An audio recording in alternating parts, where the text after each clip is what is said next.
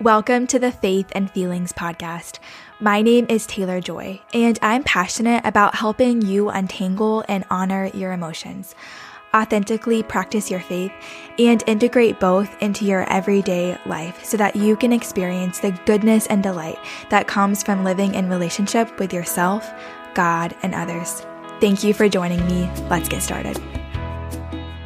Where is the anger in this story?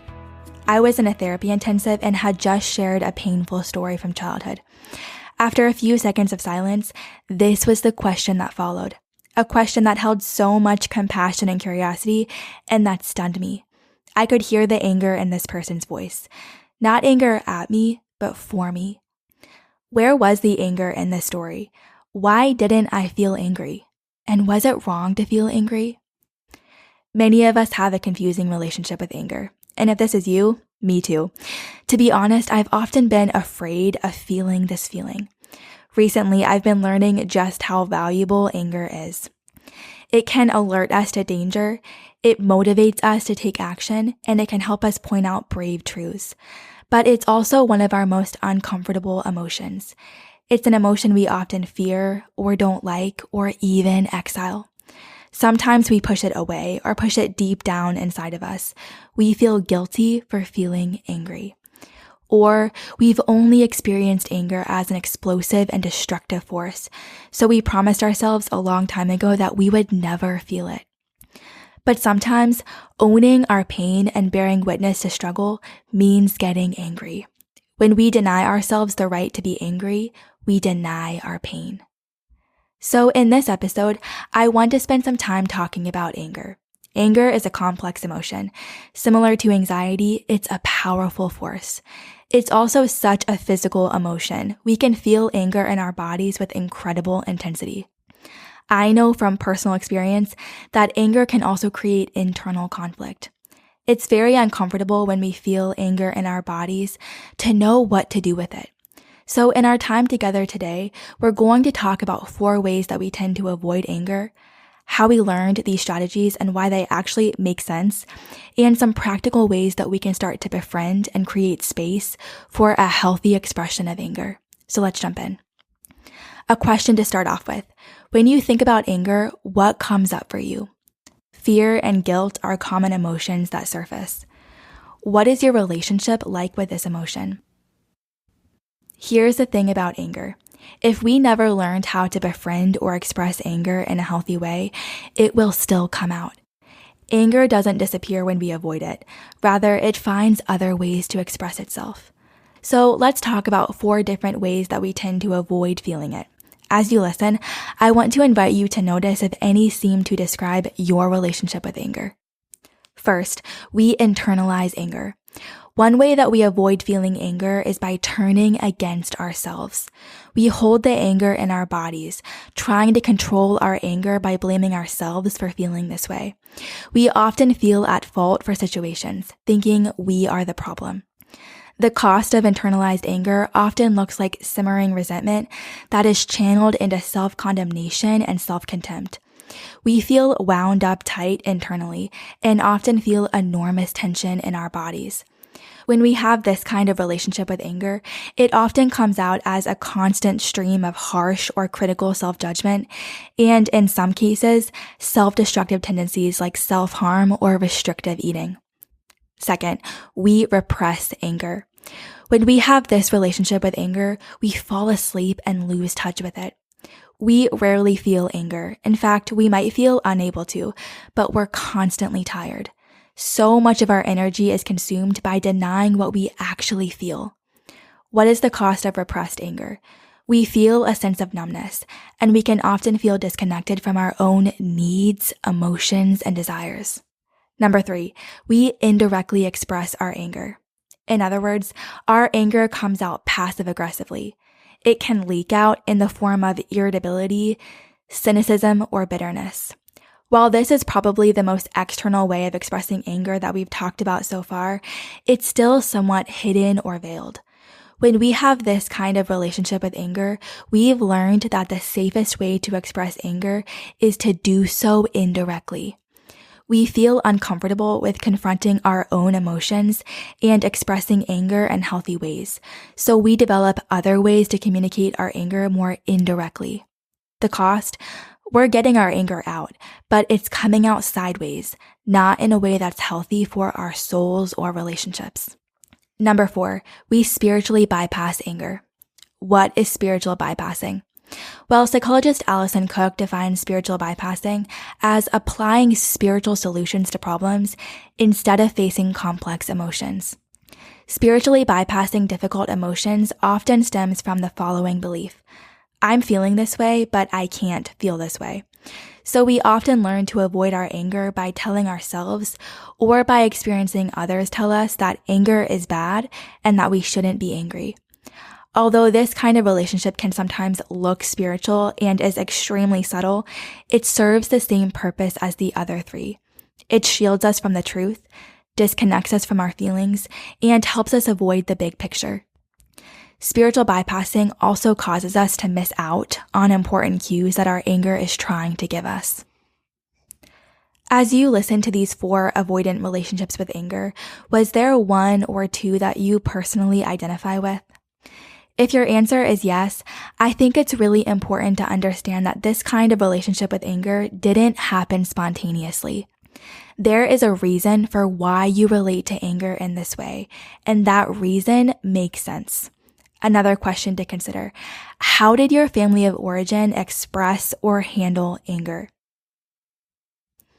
We've been in a series on adult children of emotionally immature parents, and if you have one of these avoidant relationships with anger, you most likely received or perceived the message that it was not okay to express anger as a child. Whether this message was communicated explicitly or absorbed implicitly, what did we do? We adapted, and this strategy was brilliant as a child. In light of our parents' inability to welcome and hold space for our anger, we relied on this strategy to help us cope with the emotional separation and maintain the connection we needed to survive. Let me give you a few examples. Rebecca's dad was often violent at home. His rage would erupt unexpectedly, like hot lava spilling from a volcano and burning everyone in its path. Everyone had different instinctive responses when this happened. Rebecca would hide in her room and escape into a novel. Rebecca's brother Sam would immediately shut down. Rebecca's mom would resort to pleading and placating. Once he finally cooled down, everyone would sit down for dinner. There was no mention of it, no movement towards repair. The family was simply expected to move on, as if nothing had ever happened. Dad would return to his happy self, expecting everyone else to do the same. Notice that in this family, everyone was held responsible for Dad's emotions and actions except Dad. Rebecca and Sam were expected to keep themselves in check while Dad got angry as he wanted. And Rebecca's mom would try to protect her children by teaching them to avoid angering him at all. Rebecca began to feel at fault for continuing to feel wounded by her dad's explosive rage. So she learned to cope by internalizing her anger, concluding that she must be the problem. Or there's Hannah, who never saw anger directly expressed in her home. She constantly felt on edge in a family dynamic of smoldering passive aggression, but it was never named or addressed. Rather, when she got angry as a child, her anger was weaponized against her. She was either mocked or belittled, and it felt as if she was put into another category by her parents when she got angry. She was shamed, often called names, and never heard. She quickly discovered that expressing anger would simply result in more pain. There was no space for this emotion, and no channel to express how she felt. So she learned to repress her anger, disconnecting from the emotion completely. She vowed to never feel anger again, seeing it as something that only led to more harm. Do you see how each of these adaptive strategies are brilliant ways to keep connection with parents as children? It's no wonder that Rebecca and Hannah carried these patterns into adulthood. It's all they knew, and these ways of relating to anger had kept them safe and helped them survive for a long time. They are not responsible for the formation of their avoidant relationships with anger. But as adults, they are responsible for repairing this relationship and learning to express anger in healthier ways. They're responsible to seek healing for these parts of themselves that are emotionally stuck in younger stages.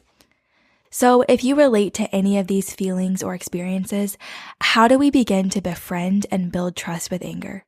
To wrap up this episode, I want to share some thoughts and practical steps that I've been learning recently. The first step is this, which is harder than it may seem, to notice when you're feeling anger in the moment. For me, this often looks like thinking to myself, okay, wow, I'm really feeling the pressure start to rise. And instead of trying to escape the feeling, I try to stay connected with my body. A lot of times I'll do a quick scan. Where am I feeling anger in my body? I'm feeling hot. My heart is pounding. I'm feeling so much tension. And once I can name this for myself, then I have some choices. I can react, I can internalize, or I can give myself space. And I'm learning to give myself some space, to breathe, to pause. Anger is an activating emotion. It drives us to act and it has to go somewhere. Otherwise, it leaks out sideways like we've been talking about or stays stuck in our bodies. It's so important to get it out of our bodies. So once I name my anger and give myself some space, then I can choose where it goes. Rather than redirecting it inward or outward onto another person, I'm learning to do something active like going for a walk or a run. Or I journal, letting myself write without a filter and get everything out. When we do activities like these, we're self-regulating and creating a container for our anger. And then, and only then, can we begin to reflect on what's underneath. You see, anger is often a signal for a more difficult emotion like grief, regret, or shame, and we can use it to uncover what we're really feeling. I love what C.S. Lewis once said. He said, I sat with my anger long enough until she told me that her real name was grief. We have to sit with our anger and listen to what it's trying to tell us. When we do, it often alerts us to a deep longing, a need, or an unmet desire, which can be painful. But this cannot be accessed unless we have space to be curious about our anger. Our anger has to be heard first. There have been so many times when, after a long run, I finally get to the root of why I'm feeling angry. After getting the anger out of my body, it begins to make sense. So often I'm like, here we are, God. This is the actual thing that's underneath the thing that I'm so upset about. And it's usually a good thing. Sometimes it might even be an injustice. Oftentimes for me, it's an unmet need, grief, or deep longing for something. But I can't see it and have clarity about it until I connect with my body, stay with the discomfort, and allow the anger to come out. Once we do this, we can begin learning to speak on behalf of anger rather than from it. If you think about it, this is what Jesus modeled in the Gospels over and over again. We tend to talk about how loving and gentle Jesus is, and while these are true, you can't read the Gospels without bumping into a fair amount of his anger. He models speaking on behalf rather than from anger so beautifully. Oftentimes, his anger caused him to act upon injustice. He turned over tables in the temple and had harsh conversations with the Pharisees, but not in a reactive or explosive way, but in a way that called out their hypocrisy and compelled him to speak truth. Actions that are taken out of anger can be incredibly destructive. This is what Paul writes about in Ephesians 4. Be angry and do not sin. But don't miss the first part of that sentence. Be angry. It's so important to understand that anger itself is not sinful. It's what we do with anger that can be contrary to the heart of God. When we lead our anger in partnership with the Holy Spirit, anger is amazing. Anger can motivate us to set healthy boundaries that empower not only our own lives, but empower other people. Anger can help us fight injustices in our own lives and others, and on behalf of wrongs we see in society. It can be the part of us that helps us speak honestly, that speaks truthfully, even when it's hard. So to close, I want to share one last thought with you that I've been reflecting on. I think it's so interesting that the Bible talks a lot about enemies, and it's easy to view enemy as an outward thing. But we also have internal enemies, and I think that anger is one that many of us have. I've thought about Psalm 23:5 a lot, which says, "You prepare a table before me in the presence of my enemies." And I've often wondered if part of the healing that Jesus invites us to is to befriend and love the enemy of anger so that it can be transformed into something both beautiful and powerful. And for me, this often looks like inviting anger to the table, where it has a seat and space to be heard. I'm so grateful that you listened to today's episode. Thank you for spending time with me. I'd love to hear from you. Connect with me on Instagram at TaylorJoy or through my website, taylorjoymurray.co. Also, if you enjoyed this conversation, it would mean so much to me if you took a minute to subscribe and review the podcast. This is an easy way to partner with me and is invaluable in reaching new listeners. Until next week.